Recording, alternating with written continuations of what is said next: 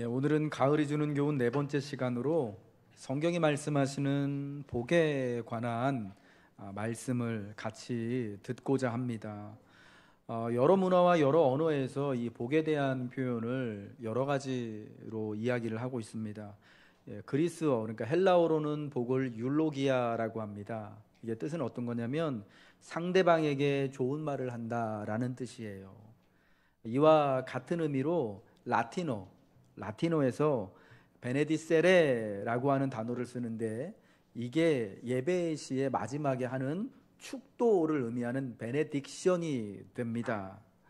우리가 예배 드릴 때 마지막 부분에 이제 축도를 하는데, 그 축도를 라틴어로 베네딕션이라고 해요. 그러니까 옛적에 그리스 사람들과 라틴 사람들, 그러니까 이태리 사람들, 로마 사람들은 그 사람들에게 복이라는 것은 좋은 말을 해주는 거예요. 상대방한테 축복의 말을 해주는 게 우선은 복이었다라는 겁니다. 현대 영어에서 이제 복이다라는 건 이제 blessing이라고 합니다. 그래서 축복하다라는 말을 bless라고 하는데, 이는 피와 관련이 되어져 있어요. 피 흘리다라는 거를 영어로 bleeding이라고 하거든요. 근데 그게 이제 blessing과 같은 어근을 가지고 있어요. 그래서 이거는 옛적에 이제 고대 이제 게르만 민족의 풍습에서 이 단어가 이제 문화가 유래가 되었는데, 동물의 피를 뿌려서 재앙이나 악귀를 막는 것으로 옛적 그 게르만 사람들은 여겼습니다. 그래서 거기서 영어 단어 축복하다라는 bleeding, blessing이 나오게 되었던 거예요. 사실은 동물의 피를 흘려서 누군가를 축복하고 경배하는 것은 우리 성경에도 구약에 이제 하나님 앞에 짐승의 제사를 피를 흘려서 드리는 것을 통하여서 또한 이렇게 나오고 있는 것을 보게 됩니다. 성경에도 피 흘림이 없으면 죄의 사함이 없고, 옛적 구약의 제사는 비둘기나 혹은 또 양이나 염소나 송아지나 그 잡아서 피를 가지고 피를 제단 위 사면 뿔에 발라서 하나님 앞에 드리는 것으로 하나님을 예배하고 또 축복을 받게 되어지는데, 그 피 흘림과 관련되어져서 이 대신 피를 흘림으로 나를 속죄해 주든지, 이 대신 피를 흘림으로 또 부정한 것이나 재앙, 그러니까 뭐 전염병이나 뭐 악귀나 뭐 또 이런 모든 것에서부터 우리 자신을 막는 것으로 여기게 됐던 거죠. 동양 문화권에서 우리가 예적부터 많이 썼던 그 한자는요, 복을 복복자로 씁니다. 여러분 너무나 잘 아는, 우리가 흔하게 어디서나 볼 수 있는 그 복자요. 이 복자는 제사를 잘 드려서 하늘의 복을 받는 것을 원래 뜻한다고 합니다. 그러니까 우리가 오래 전부터 동양적인 관점에서 그래서 복이라고 하는 것은 오래 살고 부귀를 누리는 것이고, 몸과 마음이 건강한 것이고, 너그럽고 후덕한 심성을 가지고 가족들에게 둘러싸여서 마지막에 편안한 임종을 맞는 것 등등이 이 복의 내용, 복이다라고 알려져 있습니다. 그래서 이를 종합해 본다면 복에 대한 오래된 개념은 동서양을 또 함께 막론해서 세 가지 정도라고 말할 수 있어요. 덕담같이 좋은 말을 해주거나 듣는 것이 복이었고요, 재앙 등 나쁜 것으로부터 보호해 주는 것이 복이고, 장수와 부귀와 건강을 누리는 것, 그러니까 만사가 잘 되어지고 좋은 자리에 가고 지위를 얻는 것이 복이 되는 것이죠. 그럼 여러분, 성경은 우리가 믿고 있는 성경은 이 복에 대하여서 어떻게 말씀하는가를 우리가 또 한번 살펴보아야겠죠. 제가 이 복과 관련하여서 성경을, 제가 가지고 있는 성경 프로그램 안에서 복자를 복이라는 단어를 검색을 해보니까요, 제일 많이 복이 나오는 성경이 어디냐면은 시편 말씀이었습니다. 시편 말씀에 83번이 나오고요, 그 다음에 많이 나오는 성경이 창세기 말씀인데 총 72번이 나오고요, 그 다음에 많이 나오는 성경이 신명기 말씀인데 총 64번이 나와요. 그러니까 복에 관해서 제일 많이 나오는 그 관련해서 복이라는 단어가 제일 많이 그 표현에 나오는 성경 1, 2, 3가 다 구약에 있는 것을 보게 됩니다. 그래서 제가 궁금했어요. 이게 사실은 이 복에 관해서 제일 많이 말할 것 같은 게 이제 복음서 같은데, 그래서 이렇게 또 신약 성경도 뒤져보니까 신약에서 로마서와 누가복음이 각각 38번으로 복을 많이 이야기를 하더라고요. 그런데 83번을 말하는 시편이나 72번을 말하는 창세기하고는 사실은 비교가 될 수 없을 만큼 많은 복에 관해서 창세기 말씀과 시편 말씀이 이야기하는 것을 알 수가 있어요. 그래서 이거를 이렇게 좀 저의 나름대로 좀 의미를 부여할 수 있었어요. 시편에서 복이 제일 많이 나올 수밖에 없는 이유는, 여러분, 시편은 하나님 앞에 우리가 기도하는 거잖아요. 하나님을 찬송하는 거잖아요. 하나님, 제가 이러저런 어려운 형편에 있는데 어쨌거나 하나님 앞에 은혜 받기를 원합니다. 하나님 기도합니다. 응답해 주세요 하면서 사실은 은혜와 구원을 바라고 복을 바라는 것이 시편이잖아요. 그러니까 복에 관한 표현이 제일 많이 나오는 게 이해가 되더라고요. 그 다음으로는 많이 나오는 성경이 창세기 말씀인데 72번이나 나온다고 말씀드렸잖아요. 여러분, 창세기는 하나님의 창조와 그리고 특별히 구원을 위해서 아브라함이라는 한 가정을 하나님이 택하시는 이야기인데, 그러니까 하나님의 창조와 한 사람을, 한 가정을 택하시고 약속해 주시는 게 이게 복이구나 라는 것으로 또 이해가 되더라고요. 그 다음에 많이 나오는 성경이 신명기가 64번 나오는데, 여러분, 신명기는 하나님의 율법이잖아요. 하나님의 법전이잖아요. 하나님의 말씀의 법전이 보통 신명기라고 하는데, 여기에도 또 정말 이해가 안 가게 또 이렇게 또 복에 관한 표현이 많이 나오네. 보니까 이렇게 그거는 볼 수 있을 것 같아요. 사실은 복이라는 것이 하나님 앞에서 하나님의 말씀을 듣고 그 말씀대로 순종하고 살아가는 것이 아마 복이구나라는 제 나름대로의 또 해석을 하는데, 저는 이것이 과한 것이다라고는 생각이 되어지지 않더라고요. 오늘 본문 창세기 12장 하나님이 아브라함에게 나타나셔서 아브라함을 부르시는 것은 여러분이나 저나 너무나 잘 아는 그런 성경의 말씀일 거예요.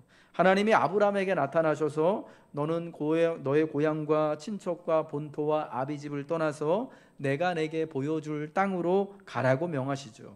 그리고서는 하신 말씀이 너는 복이 될지라고 말씀을 하셨어요. 우리 오늘 본문 말씀 12장 1절부터 3절까지의 말씀을 같이 읽겠습니다. 시작. 여호와께서 아브라함에게 이르시되 너는 너의 고향과 친척과 아버지의 집을 떠나 내가 내게 보여줄 땅으로 가라.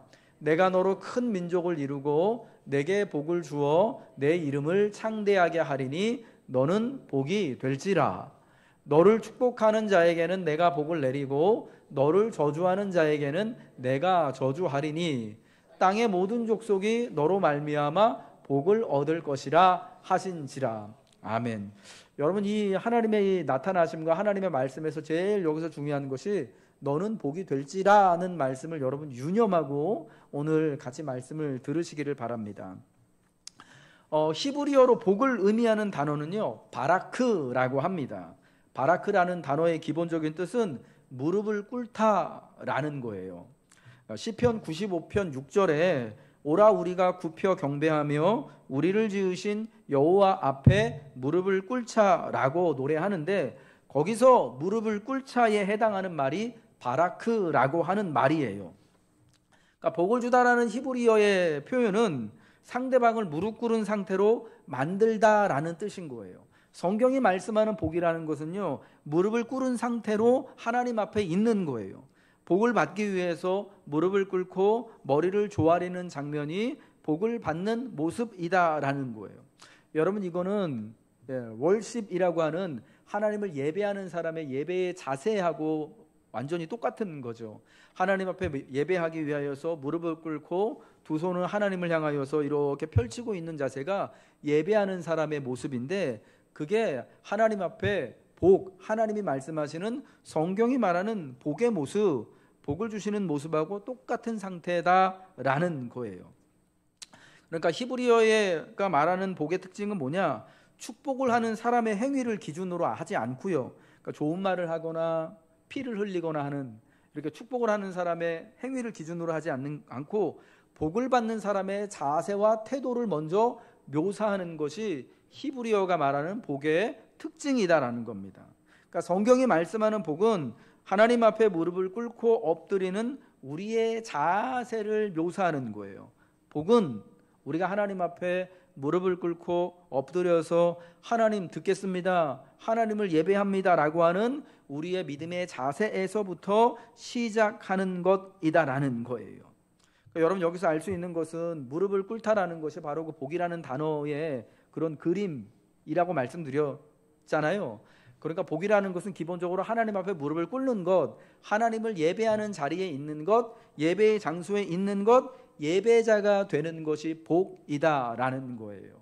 여러분, 그래서 이제 이어지는 아브라함의 이야기를 보면은 창세기 12장 이제 7절과 9절에 그가 하나님의 말씀을 따라서 가나안 땅에 들어와서 하나님이 거하신 그곳에 있을 때에 하나님 여호와께서 나타나신 그곳에 그가 그 하나님을 위해서 제단을 쌓았다라고 말하고, 또 남방으로 점점 옮겨가면서도 거기서도 하나님께 제단을 쌓고 하나님의 이름을 불렀다라고 말씀하면서 아브라함이 가는 곳마다 제단을 쌓고 하나님 앞에 제사, 즉 예배를 드리면서 그 제단 앞에, 그러니까 하나님 앞에 무릎을 꿇고 두 손을 들고 있는 모습을, 그러한 자세를 가지고 있었던 것을 말씀을 해주고 있는 것입니다.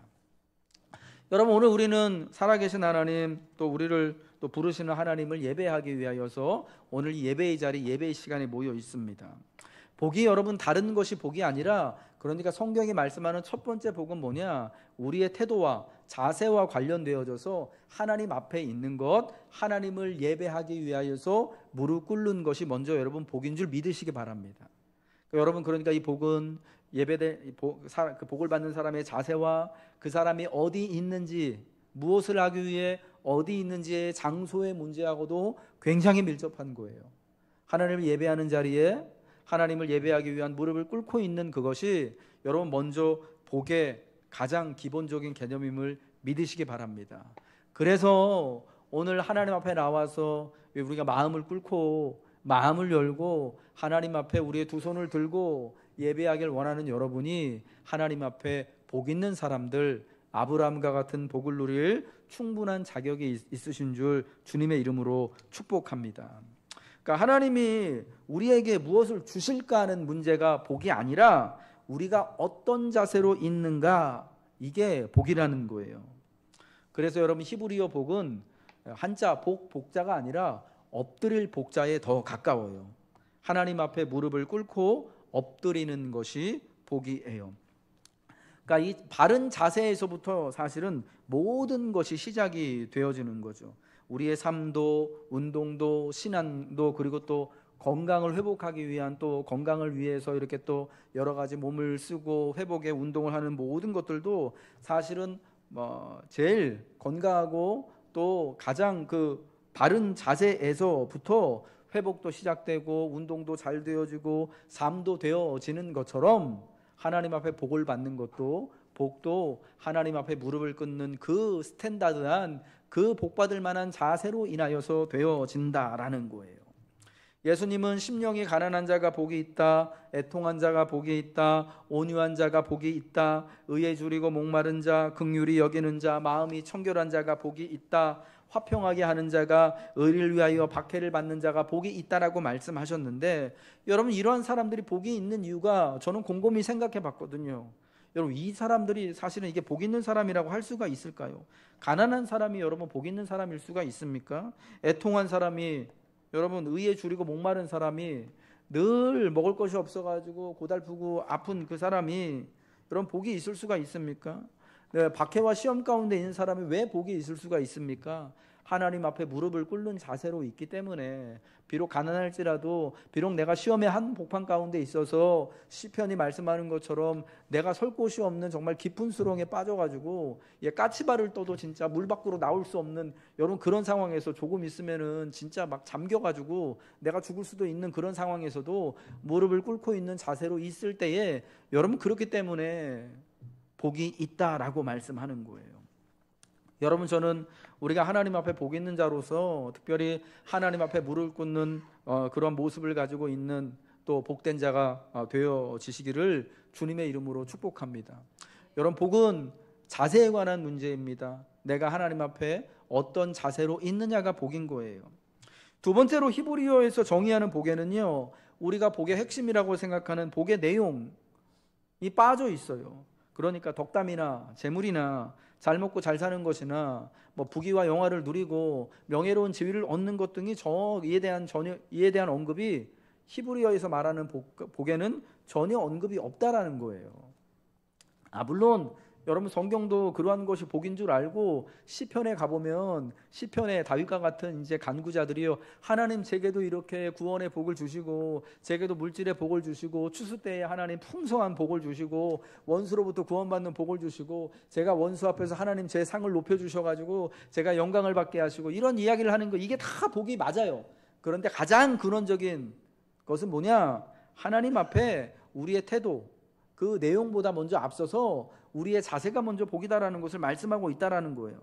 하나님 앞에서 엎드린다라는 사실 자체가 복임을 말씀하면서 그 엎드리는 자세에서부터 세상에서 말씀하는 그 모든, 세상에서 모든 사람들이 그렇게 추구하고 사모하는 그 모든 좋은 것들이 거기서부터 다 흘러나온다라는 거예요. 마치 좋은 자세와 태도를 가지고 있을 때에 운동이나 건강이 더 좋아지는 것처럼요. 제가 얼마 전부터 이제 자전거를 배워가지고 자전거를 탄다고 말씀을 드렸잖아요. 처음 자전거를 타는데요, 이게 자세가 안 좋아가지고요, 되게 힘들더라고요. ong덩이가 너무 아프고 이러고 꾸부정하고 자전거를 타니까 팔목도 저리고 손목도 저리고, 예, 여기 제 이 왼손가락, 이 무슨 손가락입니까? 이 새끼 손가락이요, 이렇게 자전거 이렇게 앞에 뭡니까? 그 브레이크를 이렇게 잡는데 너무 처음 자전거를 탈 때 너무 무서워가지고 제가 겁이 되게 많거든요. 근데 또 하고는 싶어요. 이걸 꽉 잡고 탔더니요, 이게 이렇게 뚝 구부러져가지고 펴지지가 않는 거예요. 한 며칠을요. 지금 사실 그래요. 막 뚝뚝거리는 소리가 나는 거예요. 예, 자세가 너무너무 안 좋더라고요. 예, 어디 가서 자전거 타는 거 배운 게 아니라 그냥 옆에 목사님들 타는 거 보고 그냥 따라 했더니 이게 잘 잡히지가 않는 거예요. 그래서 한 주인가요? 처음에 자전거 탈 때요, 막 이게 너무 불편했어요. 어깨도 아프고 막 손목은 이렇게 굽어가지고 잘 손가락은 펴지지도 않고 이러다가 손가락 병신되는 거 아닌가 막 이런 생각이 막 들더라고요. 게다가 엉덩이는 또 얼마나 아픈지. 자전거 안장이요, 이렇게 얇아요. 요즘 많이 타는 그 로드 자전거요. 앉아가지고 그래서 이 엉덩이를 걸치기에는 사실은 얘가 너무 불편한 애거든요. 한번 타니까 여기가 불이 나는 것 같아요. 엉덩이 사이로요, 그 뼈가요 진짜 이렇게 막 다 드러나더라고요. 거기 한 1시간 탔더니. 예, 이게 사실은 다 자세하고 관련이 돼 있는 거더라고요. 그러면서 자전거를 타시는 목사님들이 이제 옆에 친구분들이 하시는 얘기가, 계속 타다 보면은 적응된다 하는 얘기가, 몸이 맞는 자세를요, 한 달 타고 2달 타고 3달 타니까 거기 찾아가더라고요. 신기하게. 예, 안 아픈 자세로 제 몸이 거기 맞춰져 가는 게 너무너무 신기했어요. 예, 사실은 건강하기 위해서, 재밌기 위해서 자전거를 타는데 처음에 자세가 안 좋으니까 몸이 오히려 더 막 안 좋아지는 거죠. 막 여기 어깨도 쑤시고 손가락도 구벼가지고 잘 펴지지도 않고, 예, 뭐 그렇게 되는데, 여러분 그런데 자세가 한번 잡히게 되니까 여러분 그때부터는 정말 건강을 위해서, 또 재미를 위해서, 또 여유를 위하여서 재미있게 자전거를 탈 수 있게 되어지는 거예요. 예, 세상의 모든 것은요, 우리가 어떠한 자세를 가지고 살아가고 있느냐부터, 거기서부터 판가름이 나고, 여러분 거기서부터 시작이 되어진다라는 거예요. 하늘 복이 되시는 하나님 앞에 무릎을 꿇고 겸손히 엎드리는 그 자리에서부터 하나님은 저와 여러분을 복되게 하실 줄 믿으시기를 축복합니다. 이제 오늘 본문의 구체적인 맥락을 따라서 이 너는 복이 될지라는 이 말씀을 한번 살펴보았으면 좋겠습니다. 하나님이 아브라함을 부르셔서 너는 내가 내게 보여줄 땅으로 가라, 너는 내 앞에서 복이 될지라 라고 말씀하셨습니다. 여러분 이 본문의 말씀을 통하여서 우리가 알 수 있는 첫 번째는 하나님의 나타나심이 복이다라는 겁니다. 따라하겠습니다. 하나님의 나타나심이 복입니다.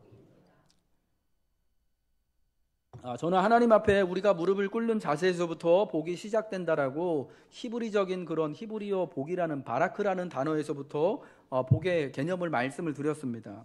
여러분 그런데 그 무릎 꿇는 자세가 가능하게 된 원인은 하나님의 나타나심이었다라는 거예요. 앞에 아무도 없는데, 아무도 있지 않은데, 하나님이 계시지 않는데 무릎 꿇고 엎드릴 수는 없는 거죠. 히브리어 바라크, 우리가 좀 전에 살펴봤던 이 복이라고 하는 히브리어는 바라크라고 하는 단어인데, 이 단어와 똑같은 어근을 가지고 있는 또 되게 중요한 단어가 있습니다. 창세기에 처음 나오는 단어예요. 바라라고 하는 단어예요. 아니 창세기의 처음이 아니라 이 구약 성경, 우리가 가지고 있는 이 성경의 맨 처음에 나오는 단어가, 여러분 물론 우리 개역 성경, 우리 한글 성경은 아니고 히브리인들이 보는 그 히브리어 성경, 제일 처음 나오는, 창세기에 가장 먼저 나오는 단어가 바로 이 바라라는 단어예요. 이 바라라는 단어의 뜻이 뭐냐면요, 하나님의 말씀하시는 것을 의미하는 건데 있어라, 되다 라는 뜻이에요. 영어로 비동사인 거예요. 비동사, being. 그런데 이거를 우리 한글 성경은 어떻게 번역을 했냐면은 창조하다 라고 번역을 했습니다. 하나님이 창조하시다 할 때, 태초에 하나님이 천지를 창조하시다 할 때, 여러분 우리 한글 성경은 그런 순으로 나오지만 히브리어 말씀은 바라라고 제일 먼저 나오거든요. 복을 뜻하는 단어와 창조를 뜻하는 단어가 같은 어근을 가지고 있어요. 창조와 복이 같은 단어, 같은 의미를 담고 있다고 볼 수 있는 거예요. 바라라는 단어는요, 하나님의 나타나심과 하나님의 일하심을 가장 잘 나타내는 표현입니다. 여러분 우리 성경에서 하나님의 정말 전능하심과 하나님의 역사하심이 가장 선명하게 드러나는 것이 창세기 말씀이잖아요. 여러분 창세기 말씀 안에 하나님께서요, 하나님의 말씀으로 세상의 모든 만물을 창조하시고 지으신 것이 있고, 그리고 이제 하나님의 약속과 하나님의 말씀하심을 따라서 아브라함이라고 하는 한 사람의 한 가정을 택하시고 그를 건져내시는, 구원하시는 이야기가 창세기 역사에 함께 나오고 있습니다.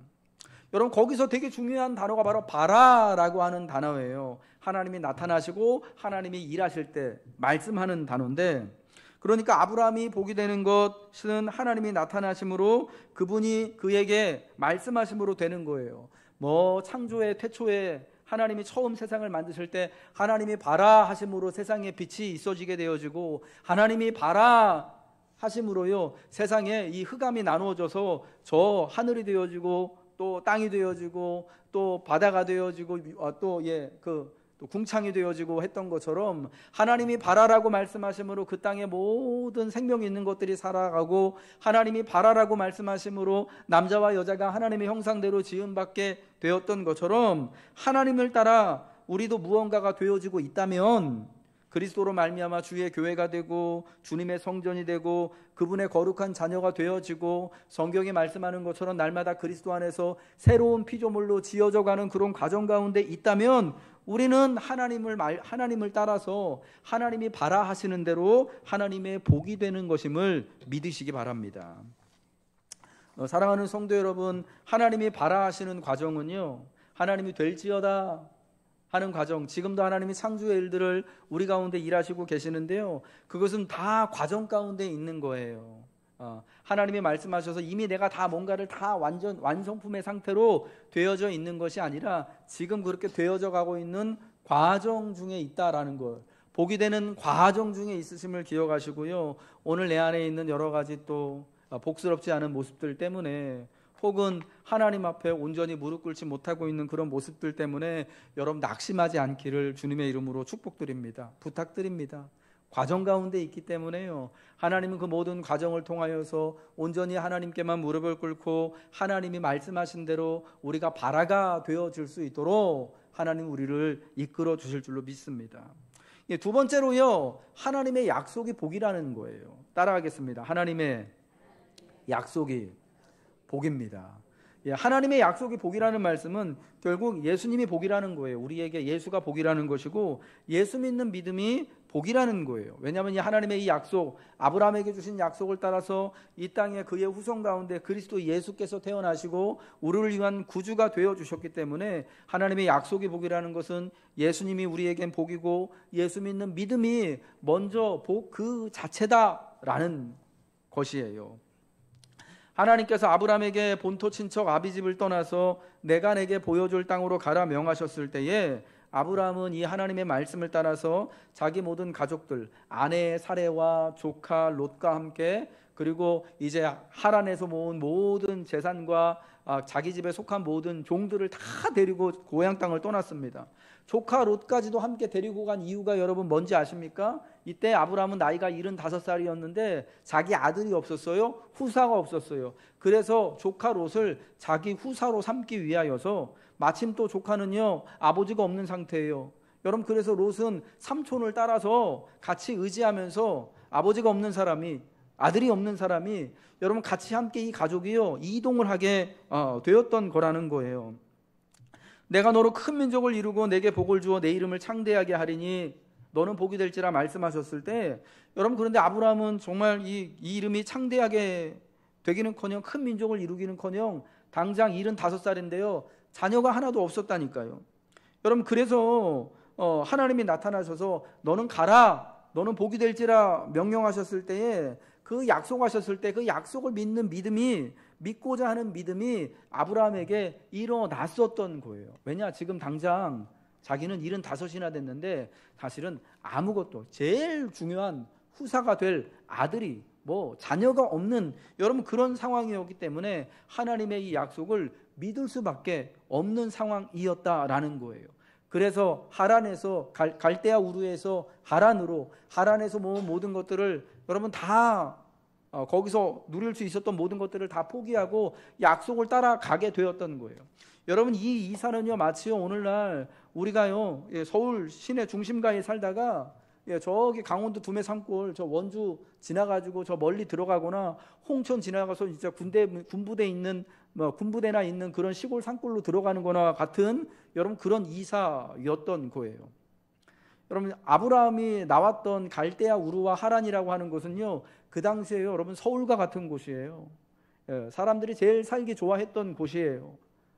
여러 많은 사람들이 모여서 살기 가장 안전했던 곳이고 먹을 것도 제일 많은 곳이고 일할 것도 제일 많은 곳이었는데 여러분 그런 곳을 떠나서 가나안으로 가라고 한 거예요. 사실은 처음에 하나님이 말씀하실 땐 어디로 가라는지도 알지 모르고 사실은 그 세상의 중심에서 변방인 우리가 지금 알고 있는 그 가나안 땅으로 아브라함이 순종해서 약속 하나 믿고 간 거예요. 왜? 하나님이 그렇게 약속을 해주셨기 때문에 아브라함이요 하란을 떠날 만큼 이 약속을 굉장히 중요하게 여겼다라는 것을 우리가 알 수가 있죠. 그러니까 이 약속이 바로 여러분 복이 되는 거예요. 그런데 여러분 그 약속은요 아브라함이 볼 때 이건 정말 하나님의 복이다라고 여겼던 이 약속은 아브라함에게만 해당되는 것이 아니라 하나님의 약속은 아브라함 이후 그의 아들이 될 이삭에게, 야곱에게, 그리고 요셉에게, 그리고 그의 모든 후손들에게, 그리고 시간이 흘러서 그리스도 예수로 말미암아 하나님의 자녀가 될 우리들에게도 다 해당이 되어지는 것이었다라는 겁니다.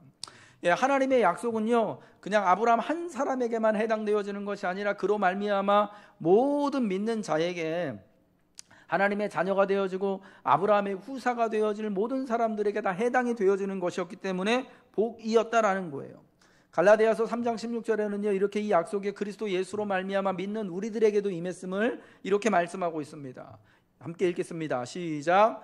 이 약속들은 아브라함과 그 자손에게 말씀하신 것인데 여럿을 가리켜 그 자손들이라 하지 아니하시고 오직 한 사람을 가리켜 내 자손이라 하셨으니 곧 그리스도라. 아멘. 하나님의 약속이 복임을 알고 아브라함이 그 약속을 붙들고 따라갔는데 그 약속은 아브라함에게 뿐만 아니라 그의 모든 자손들에게도 해당되어지는 것이고 마침내 이 약속이 그리스도 예수로 말미암아서 이루어지는 것임을 성경이 말씀하고 있는 거잖아요.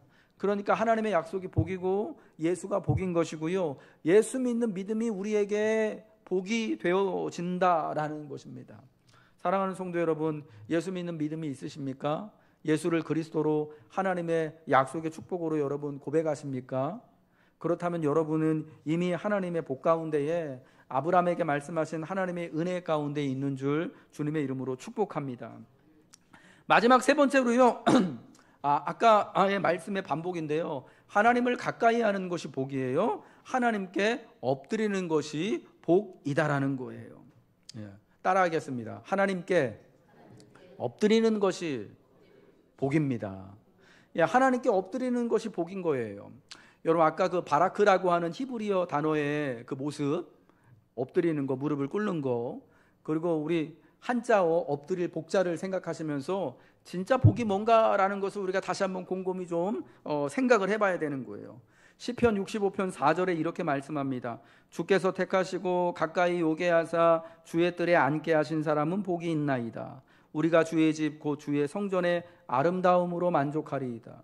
여러분 다윗으로 추정되는 이 시편의 고백자가 우리가 주의 집 곧 주의 성전의 아름다움으로 만족하리이다라는 건 여러분 어떤 의미입니까? 하나님, 내가 오늘 하나님의 집에 나와가지고 하나님을 이렇게 무릎을 꿇고 복된 자세로 하나님을 예배하는 것으로만 해도 나는 너무나 기쁘고 행복하고 감사합니다라고 고백하는 거예요. 하나님 앞에 나와서 예배하는 것만으로도 나는 너무나 기쁘고 감사합니다, 나는 만족합니다 라고 말하는 게 복이다라는 거예요. 시편 73편 28절에는 이렇게 말씀합니다. 하나님께 가까이함이 내게 복이라. 내가 주 여호와를 나의 피난처로 삼아 주의 모든 행적을 전파하리이다. 복이 되라는 하나님의 명령을 따라서 가나안으로 간 아브라함의 삶은 순탄하지 않았습니다. 떠났기 때문에 겪을 수밖에 없는 위기와 어려움을 계속해서 만나게 됩니다. 기근으로 먹고 살기 힘들어서 남의 나라에 가서 이방인, 난민과 같이 얹혀 살아야만 했습니다. 목숨이 위태로운 지경에도 여러 번 처하고 가족 내의 갈등으로 난감한 처지에 놓인 적도 많았습니다. 어렵게 낳은 외아들 이삭을 제물로 바치라는 시험을 당하기도 했습니다. 여러분, 이 모든 과정은 아브라함에게 하나님 앞에 무릎을 꿇는 복이 되는 시간들이었다라는 거예요. 이 시간들은 그가 복이 되는 하나님 앞에 엎드릴 수밖에 없는 시간이었어요. 세월이었어요. 여러분, 그는 그렇게 하나님 앞에 계속해서 무릎을 꿇는 세월을 살아감으로 믿음의 조상으로 수많은 그리스도인의 복이 되었고 복의 본이 되었다라는 거예요. 사랑하는 우리 노건교회 교우 여러분들, 아브라함을 복으로 부르신 하나님을 통해 우리는 성경이 말씀하는 복에 대해 살펴보았습니다. 성경이 말씀하는 복, 하나님이 여러분에게 주시고자 하는 복은 무언가 사람들이 원하고 원하는 것을 넉넉히 가지고 누리는 것이 아니에요. 소유하는 것이 아니에요. 하나님께 가까이 나와 하나님이 말씀하신 대로 되는 것이 복입니다. 복은 소유하는 것이 아닙니다. 복은 하나님께 나와서 되는 것입니다. 복이 되는 것입니다. 복은 하나님께 무릎을 꿇고 엎드리는 것입니다. 오직 하나님께만 모든 희망과 약속이 있음을 알고 그분 앞에 엎드려 경배하는 것입니다. 아브라함의 부르심과 그 순례의 삶의 과정을 통해 그를 복으로 빚으신 하나님께서 여러분도 그리스도 예수의 복음과 약속 안에서 복이 되게 하시기를 주님의 이름으로 축복합니다.